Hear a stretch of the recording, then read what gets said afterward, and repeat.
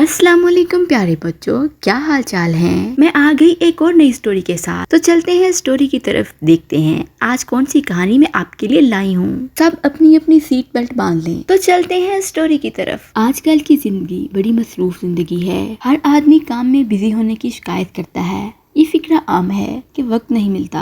ये बात तो सही है, मगर इसकी वजह क्या है? क्या वक्त कम है या वक्त ज्यादा है? इसका फैसला करना बहुत मुश्किल है। लेकिन जितना वक्त है या जितना वक्त किसी शख्स को मिलता है वो कम नहीं होता। उम्र का औसत तो तकरीबन बराबर ही है। बाज लोग बहुत ही कम उम्र पाते हैं और बाज लोगों को बहुत ज्यादा मोहलत मिलती है। लेकिन जहाँ तक काम के लिए वक्त का सवाल है, इसका ताल्लुक उम्र से नहीं है बल्कि वक्त को काम में लाने से है।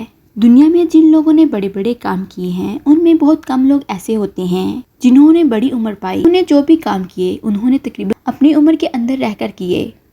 जिंदगी ने इनको जो मोहलत दी थी उससे उन्होंने पूरी तरह फायदा उठाया, वक्त जाया नहीं किया, बड़े बड़े काम करके नाम बनाया। किसी का क्या उम्दा कौल है, आदमी जितना मसरूफ होता है उसके पास उतना ही ज्यादा वक्त होता है। बाहर तो ये बात अजीब सी मालूम होगी, लेकिन अगर गौर करे तो बिल्कुल सही है। मसरूफ आदमी वक्त की कीमत जानता है और इसको बिल्कुल जाया नहीं होने देता।